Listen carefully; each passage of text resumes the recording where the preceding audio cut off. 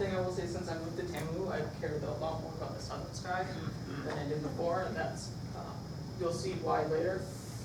But I'm going to talk about dwarf galaxies, specifically Milky Way satellites, basically how they connect to dark matter detection, and then I'll talk about how they connect to the LMC. And so these will kind of be two separate talks, but they are jointly related. So first, let's start with some background, kind of our basic, what is our evidence of dark matter? So one of the big ones that was done in the 70s and the 80s was looking at rotation curves. So this is looking at H1 and looking at what is the observed rotation and how does it compare to the expected rotation just from the stellar disk and from the gas disk. And what was found was that it's significantly higher than what's expected just from baryons. And so this is kind of local evidence for dark matter, and you see this throughout many galaxies. Pretty much every galaxy that we've looked at has had evidence for dark matter halo. Another piece of evidence for dark matter has been the Hula Cluster, and so this is two galaxy clusters that are colliding together. And what you see here, there are kind of three different things to take into account. There's the galaxies here. Then there in blue is the mass profile, and so this is from weak lensing. And then there's the gas that you see in red here from X-ray observations. And you see that the gas pass through one another and has some nice bounce shocks, whereas most of the mass just kind of ran through each other and didn't do anything. And so this is, first of all, you saw that there's much more mass than is luminous, so there's dark matter. But it also says that it's non-collisional, in contrast to the gas that you see here. Sorry to interrupt, sorry. Do you have any idea why a meteorite book would have a rotation curve of a galaxy? I don't know. This is I googled this image and that's what it found, so I figured I'd cite it. That's weird. Yeah. Okay. Okay, so this is kind of observational, like more astronomy. There's also cosmological evidence of dark matter. So this is the Planck temperature spectrum. So this is looking at the fluctuations in the CMB and looking at correlations in them. And then in order to explain the observed signal that we see, we need to include dark matter and dark energy and kind of the ratio of baryons to dark matter matters here.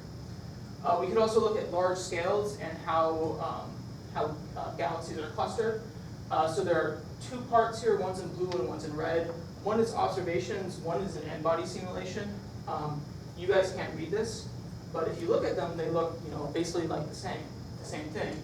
And in order to produce an n-body simulation that looks like the data, you need dark matter and dark energy to explain this. So these are kind of large-scale evidence of dark matter. And so what I've spent a lot of my time doing, a lot of my research time, is trying to figure out how can we learn more about what are the properties of dark matter and what isn't. And one thing that has driven a lot of research, at least in the kind of Milky Way field, has been kind of these small scale issues. And so I'll talk about three of them and then talk about another issue. And so the first one is been coined the missing satellites problem. This has been around for 25 years. But at the crux of it, it basically says, if you look at an n-body simulation, you see hundreds of subhalos. If you looked in the observable universe, you saw 10. And so this is kind of one of the initial plots that we've seen. So one thing that's happened since then is, we went from, we have 50 satellites now versus 10 back then. So we found a lot more. But there still is a difference in this cumulative number density. And one thing that's interesting is this matches it matches galaxy clusters very well. So what's up with the Milky Way? Another kind of mismatch is going to coin the core cusp problem. So this is the circular velocity here versus the radius. And so these are gas rotation curves, and so you have the data here. And there's two fits to it. The one that passes through the data is from a core profile, and the one that rises very steeply and doesn't really go through the data is from a cuspy profile. And so n-body simulations predict a cuspy profile, whereas we observe core profiles. And so this was one of the initial papers that pointed this out. But over the last, say 30 years or 25 years or so since this paper's come out, we've seen that mostly we observe core profiles in these gas rotation curves, whereas n-body simulations predict us. One of the last small-scale issues was the too big to fail problem. this has been comparing, once again, comparing the largest Milky Way satellites we have to the largest subhalos in an N-body simulation. And what you see is if you try to take the biggest subhalos, they're much more dense than the observed subhalos. So one way to say this is, why didn't all these subhalos form galaxies? And so all three of these problems have been comparing dark matter-only simulations to observations. And so basically in the past 20 years or so, all of these problems have been solved or not solved hundreds of times with basically a combination of baryons or different dark matter physics. So a lot of my hope was that we change the dark matter model a little bit, it will solve one of these problems and inform us about dark matter. So I mostly wanted to talk about just kind of frame what we kind of think about in the Milky Way and what we're trying to look at. But there's another problem that's on a much smaller scale, and it's what is the dark matter particle? And so I'll address this a little bit more than those other issues. But there's been a lot of work in kind of the theoretical side of particle physics, where they can make up a field theory, and they can predict annihilation rates and whatnot, and they can fit data. But we still don't really know what it is. And so I'm going to use the Milky Way satellites to try to help us learn what is the dark matter particle. So now I'll say a little bit more about the Milky Way satellites. So this is kind of maybe a family snapshot, or what all the Milky Way satellites look like. And so this is a galactic horn, so this is the plane. So this kind of blocks us from finding our little friends. And the gray contours here are imaging surveys. So in the north, this is the Sloan Digital Sky Survey, and so a little bit down here. And then in the south, you have the Dark Energy Survey, which is found in many new satellites in the last kind of 3 or 4 years, which has been really cool here. And so this is the latest and greatest. The last one was found in April, so Hydrus 1 is actually in between the LMC and SMC. And so this is another plot, cumulative number distribution versus year. And so you see, this is when Sloan started, so you found a bunch of satellites. And then this is DES and Pan-STARRS and Hydrus Prime Tech Survey. And so we're almost at 60. But one thing is a lot of them are still candidates. We don't know if they're actually real. So there's still kind of stellar overdensities. First of all, we don't know if it's a real stellar overdensity. We need deeper imaging. Or we need to look to spectroscopy to see, is this actually a bound object? And so spectroscopy is a lot more expensive than imaging, so these have been remaining candidates for a number of years now. Okay, so the Milky Way satellites are kind of a diverse group of systems. So this is comparing their sizes to the luminosities, and so they range over very wide kind of sizes. This is tens to 30 parsecs to almost to over a kiloparsec. And so this is both Milky Way and 31 satellites. And then in the gray here, you have all the globular clusters. And so globular clusters are only stellar objects, whereas the dwarf galaxies have a halo. And what's starting to happen is that we used to find the satellite galaxy was large enough that we said, okay, it's a galaxy. We're starting to find this really small stuff that we're not sure, is it a star cluster or is it a galaxy now? One of the most interesting things about dwarf galaxies, at least from my perspective, is they're very dark matter dominated. So this is 2 plots kind of showing the same thing. This is luminosity versus mass to light ratio. And then you see that their mass to light ratios range between tens to hundreds and thousands even. And you see that these are some of the most dark matter dominated systems that we know of. And this plot on the left here compares the Milky Way satellites to the star clusters, the globular clusters, and you see that these have mass to light ratios about 1 or so. Okay, so this is kind of the Milky Way satellites. If we want to get into dark matter detection, there's a little bit different game here.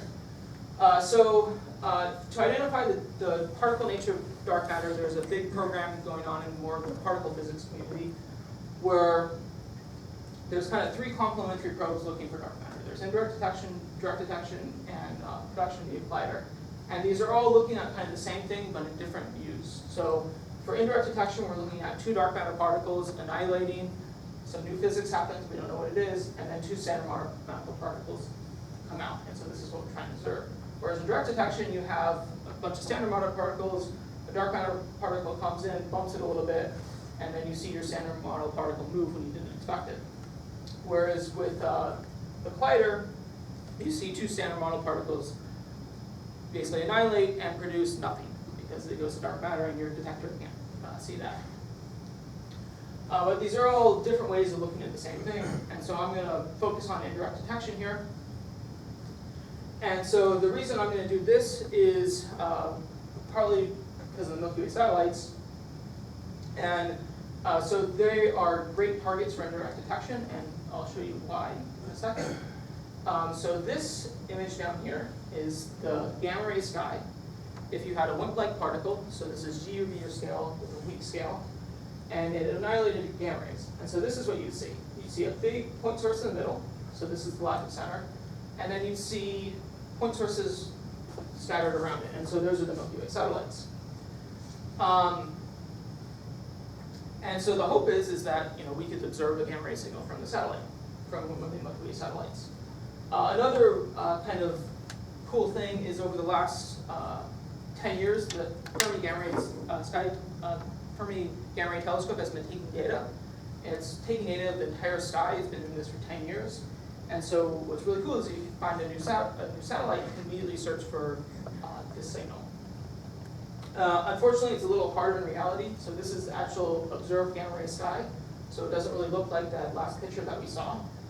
So you see the Milky Way disk here. And so there's a long, it's not like this is the point source. And then you see a bunch of point sources scattered around this. Unfortunately, these aren't, none of these kind of overlap with the Milky Way satellites so far. These usually are extragalactic or sometimes star clusters. Okay, but there is kind of a reported signal that's been seen in the galactic center here. If you model all the backgrounds that you know of, and you subtract them out, there is an overdensity of gamma rays that is seen in the center of the galaxy. And intriguingly, if you look at its energy spectrum, it looks like an annihilating dark matter particle. Fortunately or unfortunately, depending on your opinion, it also looks like what pulsars would look like. So this is still an open question, and people have been debating on whether this is dark matter or some baryonic physics for 10 years or so now. Okay, so let's look at how we actually calculate the dark matter flux. So there's 2 parts to this. There is particle physics and then the astrophysics. So for the particle physics, this basically tells you how do you take your dark matter particles and turn them into standard model particles. So it depends a little bit on your model, it depends on your cross-section, on your masses, etc. For the astrophysics, which is what I've concentrated on, this just depends on the dark matter distribution. You need 2 dark matter particles, they need to interact, and so if you have a more dense system, the dark matter particles are more likely to interact. And so figuring out what is the dark matter density of a system has been a key component in this process. So to kind of dive into looking at the satellite galaxies, this has been done mostly through the spherical genes equation. So this relates the velocity dispersion of your satellite to the anisotropy and to the mass profile. And so the mass profile, so these are dark matter systems, so this is basically what we're after. And then you have the stellar anisotropy here. This tells you about the stellar orbits. Unfortunately, we only know one component of the 3 kind of components of phase space. We just know what they look like in the line of sight direction. So this stellar anisotropy is a big source of uncertainty, and it's something that you need to marginalize over. And so just to show you an example of what happens, this is comparing basically data to models, and it's looking at the same mass profile, but comparing 4 different choices of the stellar anisotropy, going from basically tangential to radial. And you see that if you look at your total mass ends up being different.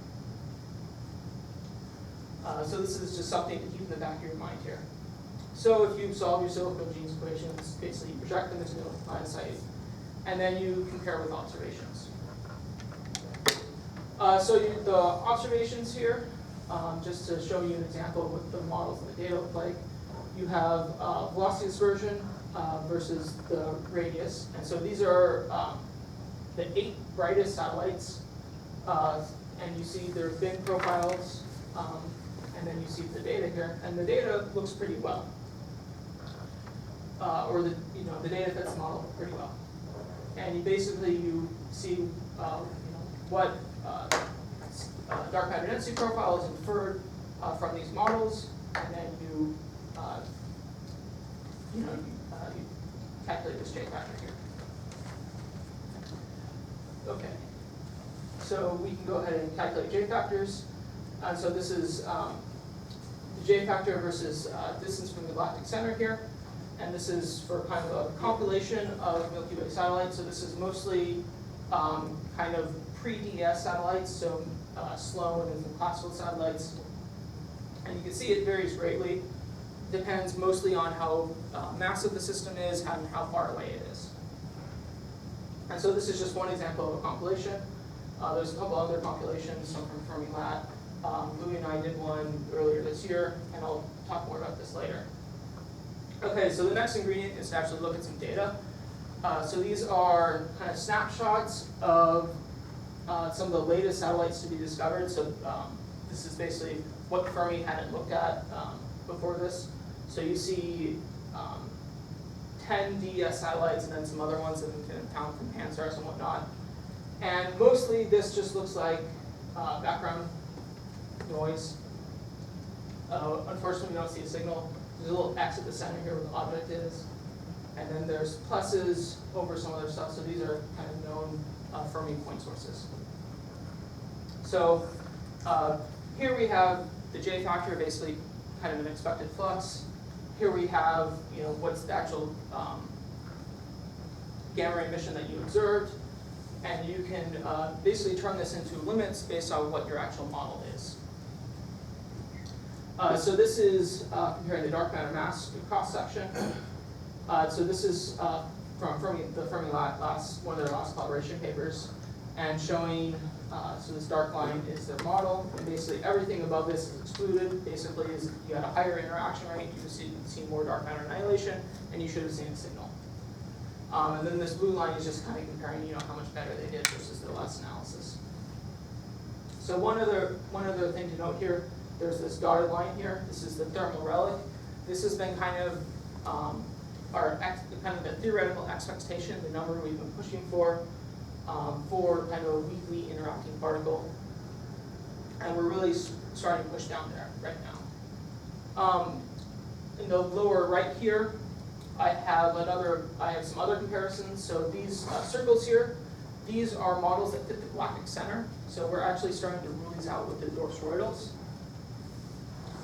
And then you have comparisons. So these ones up here are from atmospheric Cherenkov telescopes, so they're mostly looking at higher energies. And then this gray line is comparing to a Milky Way, just general halo analysis. And so there is some kind of tension between this reported signal and the Dwarf galaxies. But one thing is mostly don't really include uncertainties on what the actual halo profile is.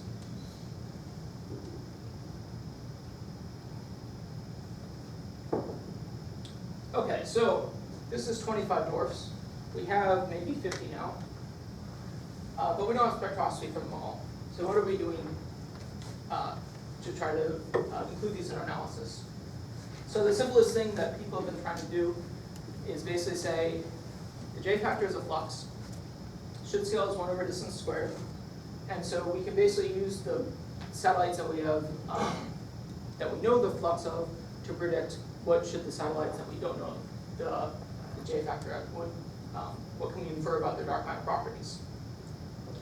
And so this was done for a couple of Fermi analyses, including the limits that I showed you earlier. However, when I was calculating the J factor for a new satellite, I found this. And at first it was kind of surprising, why doesn't it fit this relationship? And then you kind of think, it's a 1 over d squared. It wasn't that great of a relationship to begin with.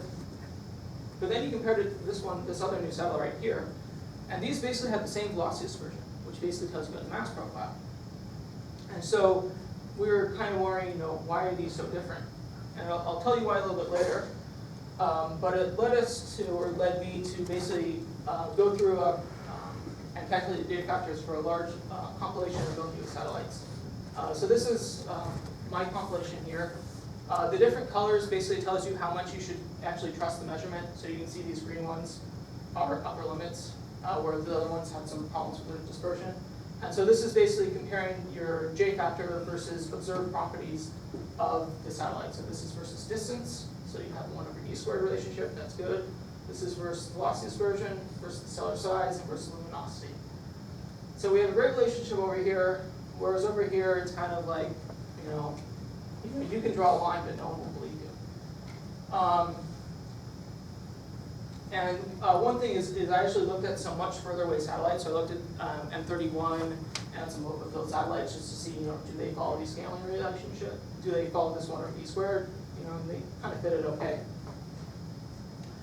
And then one thing that I was thinking about is the J factor scales as density squared, so it should roughly scale as the mass squared. The mass scales as the velocity dispersion scaled for dispersion-supported systems. If you kind of compare velocity dispersion of the fourth over distance squared, throw in a couple of factors of g, which come from mass. And if you look at the units, you need a factor of 1/length. And if you take your length that you have here, your half-light radius, and say, okay, maybe that's an expected relationship for the J factor.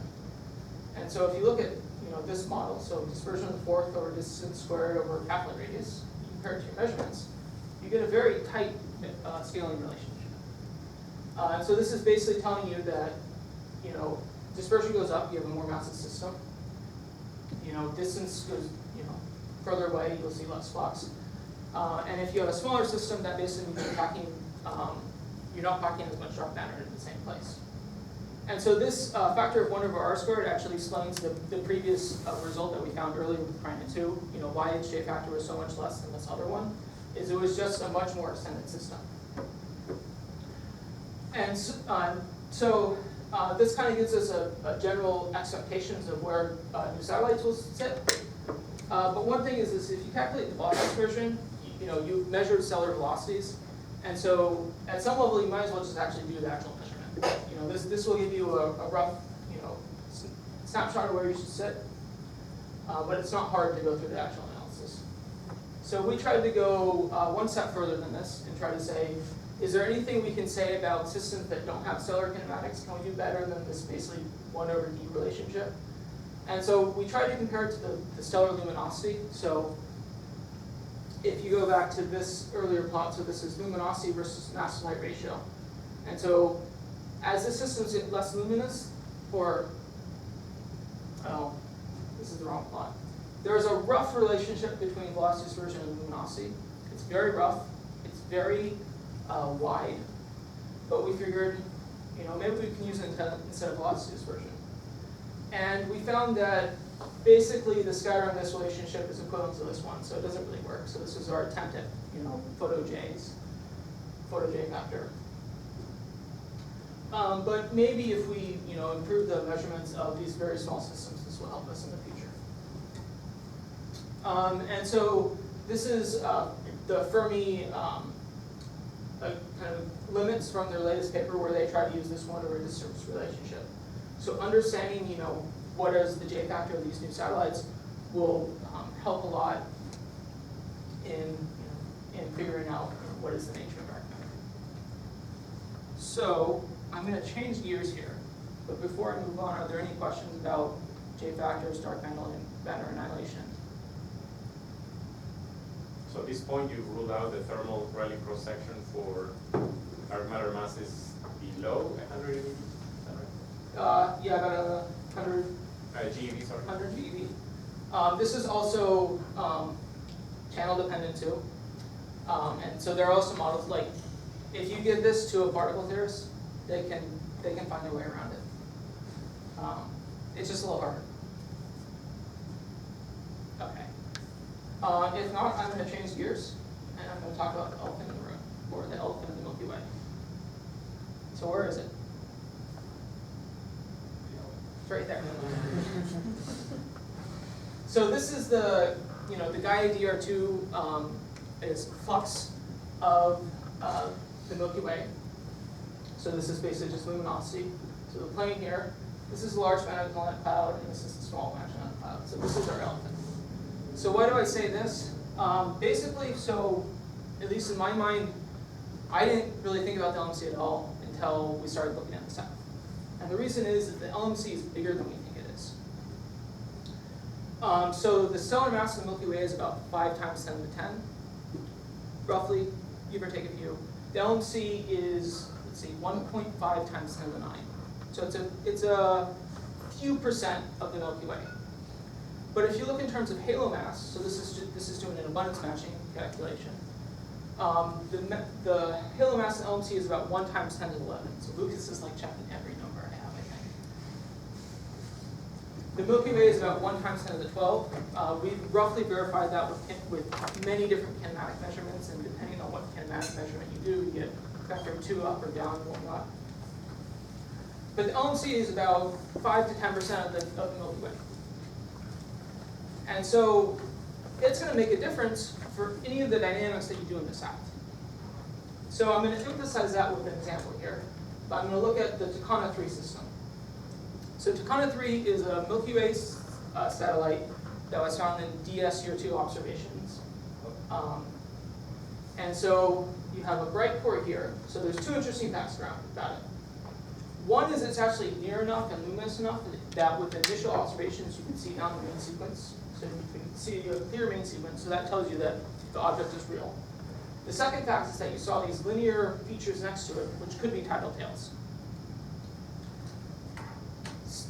So there's initial follow work that was led by Josh Simon to basically figure out, is this a bound object? And so you see that your observations follow a stellar isochrone, and that they match in velocity space. So this is a real object. Unfortunately with this, we weren't able to resolve the velocity dispersion or metallicity dispersion.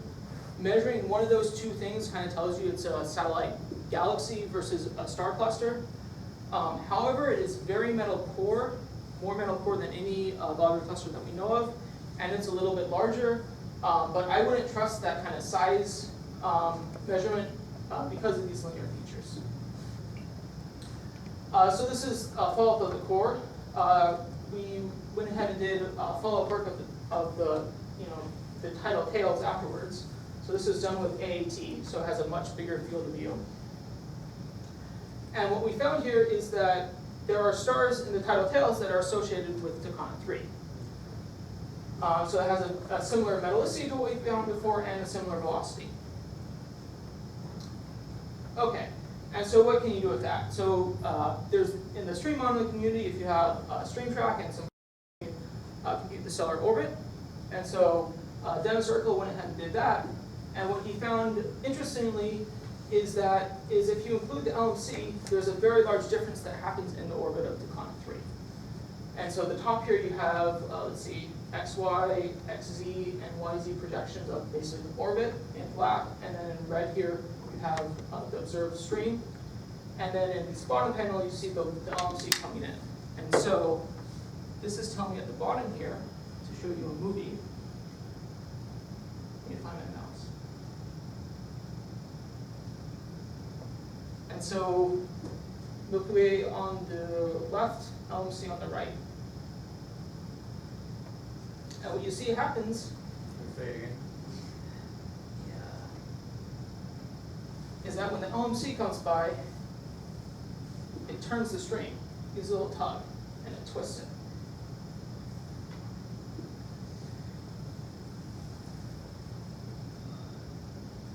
So if you want to compare kind of before or after, you have this pause. So this is, the LMC here gets within, or Takana 3 gets about 12 kbc away from the LMC. So this is within the LMC zero radius. This is about 750 megayears ago. So this is kind of a strong interaction with an LMC. And so, kind of for all future modeling that happens, at least with stellar streams in the south, you're probably going to have to consider the LMC. So there's some other things we did in this paper. One of them was we made predictions for the the proper motions of the Takana 3 stream for Gaia DR2, and those predictions depended on the mass of the LMC, so it gives different predictions. Those were all wrong, but that just means your modeling wasn't info. Okay, so that's the first thing that's going to happen with the LMC. It's going to affect all the orbit calculations that we do. The second one is that LMC itself will have its own satellites. So this is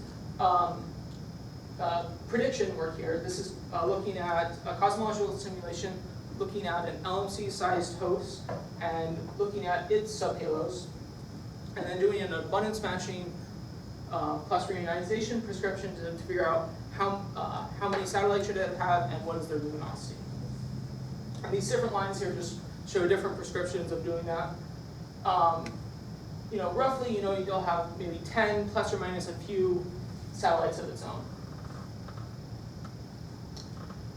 And intriguingly, in DES data, we found more satellites than we expected. And the easiest or the simplest explanation for that is, say, we found some LMC satellites.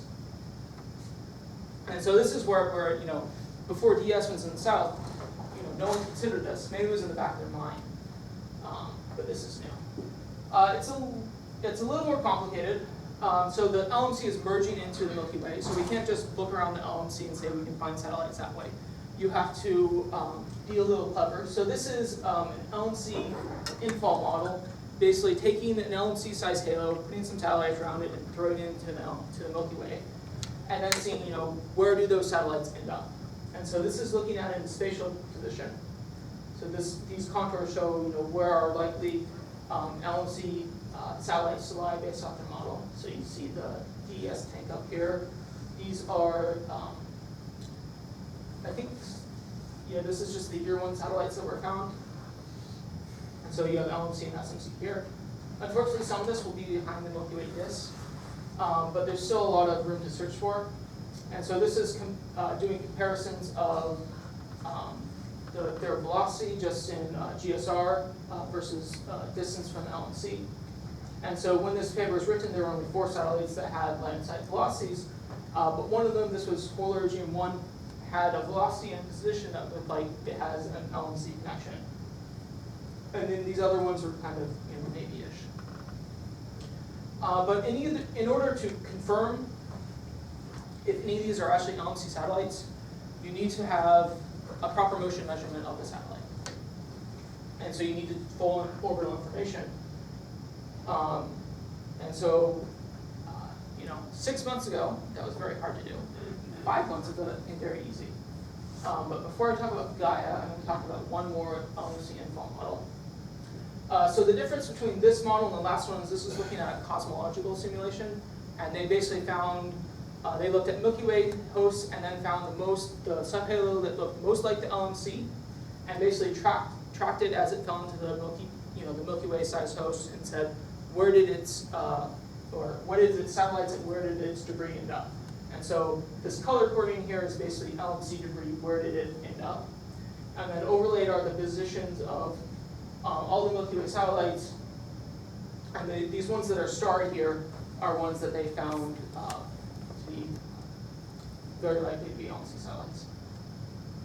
Okay, one more thing before I talk about Gaia. So this is a survey that I'm part of, the Magellanic Satellite Survey, or MAGLITES, where this is basically saying we found a bunch of possible LMC satellites in the dark energy survey. Let's just look on the other side of the LMC and image it. And so thus far we found 3 satellites. So picture 2 is found here, very close to the footprint. Then priority 2 and 3, they're like right here. This is 2 satellites where they're separated by about ½ a degree in projection. And so we did a lot of follow-up spectroscopy and photometric work to figure out, are these actually connected? If you look at their line of sight velocities, they're off by about 200 kilometers per second, which is no connection there. They're also separated in projection by about 10 kilometers, or 10 kiloparsecs. And this is, let me spend a little more time on this plot. This is velocity versus LMC here, or distance to LMC in degrees. But instead of showing you an LMC infall model, this is actually the gas, the LMC kind of Magellanic string here. And so this is another way to see, how do these satellites compare to LMC satellites. So this is Coronet 2 and Coronet 3. This is a little bit closer. So, maybe it's a satellite, but we need some proper motion information. So, Gaia happened. And so this is the Gaia collaboration paper on the Milky Way satellites. This was kind of a how-to guide of how to measure the proper motions of a satellite, where I think Gaia, they were told not to do science, so they did how-to guides. And so this is the 10, so there's 9 classical satellites, so they're the brightest, and then they looked at the brightest ultrafaint. And then this is basically comparisons of their proper motion measurement versus previous HST measurements. And so if you look at, so this is Coronet here, so this is their measurement, and this is the HST measurement. So they have much smaller, much more precise, and kind of cleaned up the proper motion gain here. Okay. But here is, this is only the 10 brightest systems. So there's been 2 methods to figure out what's the proper motion of the smaller satellites. So the first method that's been done is basically cross-match your spectroscopic member catalog to the Gaia catalog and just calculate the Gaia proper motions that way. So this is 3 examples from a paper by Josh Simon, where in blue here, these are what were identified as spectroscopic members, and so you see that they cluster in proper motion space. And then there's red boxes shown around other stars that they have planet-side velocity for, and they identified those as the Milky Way foreground. And so for all of these, you see that it's a nice confirmation that you actually found the right stars in the galaxy before, but you can identify the satellite that way too. So this is good for determining the proper motion, but it may be biased just because you're cross-matching the spectroscopic sample. This isn't the complete Gaia sample. There are more stars that you just weren't able to observe. You didn't have enough time on your big telescope. And so the other method has been, which is one that I've pursued, which has been, so there's a method by the Gaia team, which is to do an iterative process, basically look at a bright satellite and then iterate until you find the proper motion of it. And then I did a mixture model method, which is basically to look at all the proper motions, or all the stars in the area, all the proper motions, and basically try to identify what is the satellite and what is the Milky Way foreground look in that area. And so I had to do a weighting based on how close it was to the satellite and do a selection based on the stellar isochrone. But we were able to identify the proper motions of 7 satellites that hadn't been done before. And those 7 didn't have published spectroscopic observations. And so this is just kind of our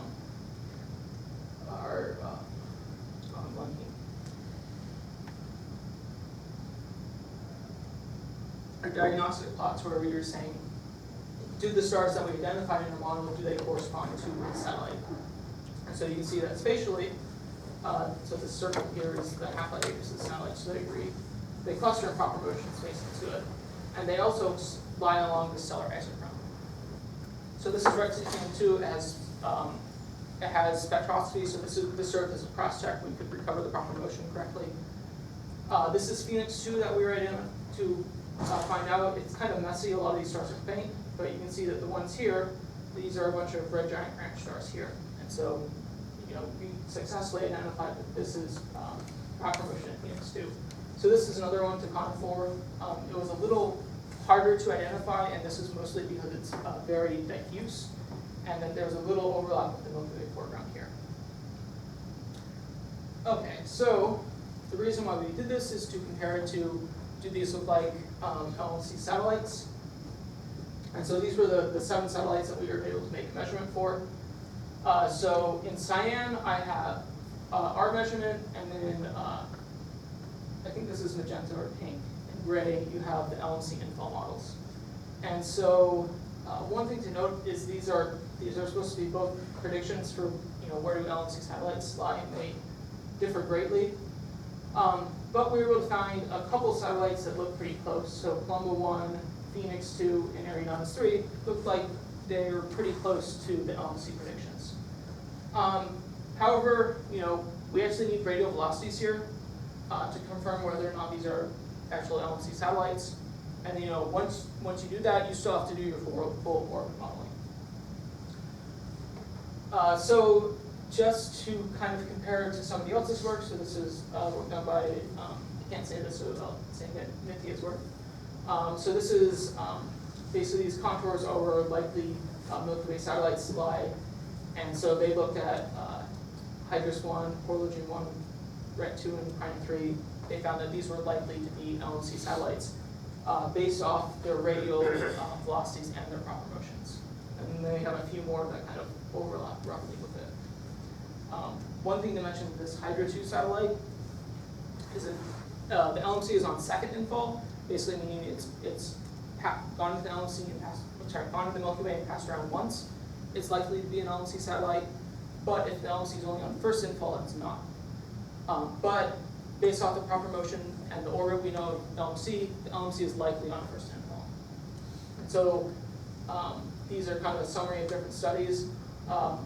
It looks like right now there's kind of 3 or 4 that most people agree that these are LMC satellites, but I think kind of the jury's still out. We need to wait a little bit and do some better orbit models, ones that include the LMC to figure out what's going on. Okay, the future. So there's 2 parts to the future. There's discovering more satellites. We're not done, so I put down DECAM. DECAM's awesome. We can image the entire southern sky with DECAM, before LSTC turns on, and we can find a lot more satellites. And so there are a number of surveys that are trying to do this now. And then, once LSTC comes on, we'll find, all kinds. We'll find 100 or something. It'll be silly. The second part of follow-up is spectroscopy. We need to figure out, are these actually stellar objects? And, what is their properties? What is their radial velocity? What is their velocity? And so, at least here at A&M, we're part of the Giant Magellan Telescope. We were building GMAX here. So I know Jen and Darren and Luke here are working hard on that, and that's going to be an awesome spectrograph for hearing sounds on a big telescope. Another project that A&M might be being part of is the Mauna Kea Spectroscopic Explorer, which is maybe a 10-meter telescope that's going to have a bunch of fibers, a very wide field of view. It'll be really great for satellite follow-up. And so these are my conclusions, basically everything I've talked about. I'll leave them up there and answer questions.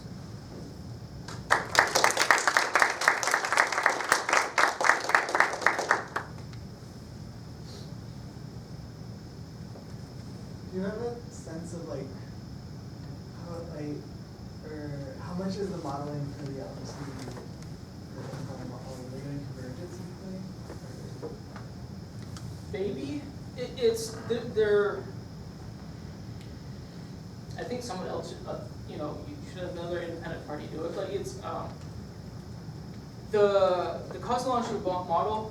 They looked at 6 Aquarius halos. They found 1 LMC, and they looked at it. There are other dark matter only simulations you look at that have a lot more LMCs, and you could improve that way. I don't know if any of the hydrodynamic ones have LMC halos. You can do it that way. The infall models, I'm not sure why they, why they differ.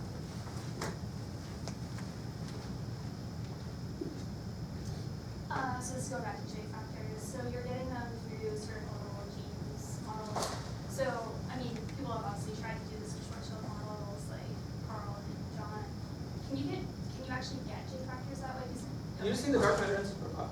It's a post-process calculation. But they didn't, right? They weren't calculating J factors. If they gave me their dark matter density profile, I can calculate it. Oh yeah, but you can't back that out of the. I'm trying to remember the paper, so I don't think they did. Is there a reason why not to try doing it that way so you can be more general? Besides the fact that it's really complicated. So, Other issues. There are people in the Dwarf swirl community that don't like swirl trial modeling. Yeah. Minosh is one of them. I think at this point, so it's a time issue. source trial modeling takes a long time. Usually you run it on a supercomputer at like, does it take a week for Galaxy? Well, it really depends on what assumptions you're making and how you're sampling parameter space. But like I can run like one model in like a day, but Yeah. it's just, but then how you sample your parameter space. Yeah. So it's kind of partially for both issues. It's a time thing. The spherical dunes modeling, all the overheads, I can do those in a day. So people constructed axisymmetric dunes models. The issue is, so people have done basically, it's similar to the jam modeling. I don't think that distribution function fits a Dwarf circle. I think that's the main issue with it. But there's a group that has done that, and they get weird results. There's also people looking at action angle formulas and the actual distribution functions, but those also suffer from, like theoretically those are awesome, but they take a very long time to run. So it's kind of a time issue.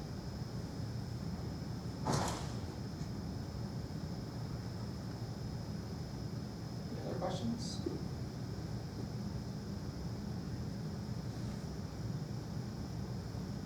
Alright, well, I guess, Peter? no, do you have a question, Peter? So Sagittarius is also pretty big. Would you expect there to be any undisrupted satellites or like still have halos? So it could be that some Sagittarius is another level down. So if you probably did the bunch matching it, maybe one or two. But Sagittarius has been, around the Milky Way at least twice, maybe 3 times. It'd be very hard to identify those satellites. But, we have proper motion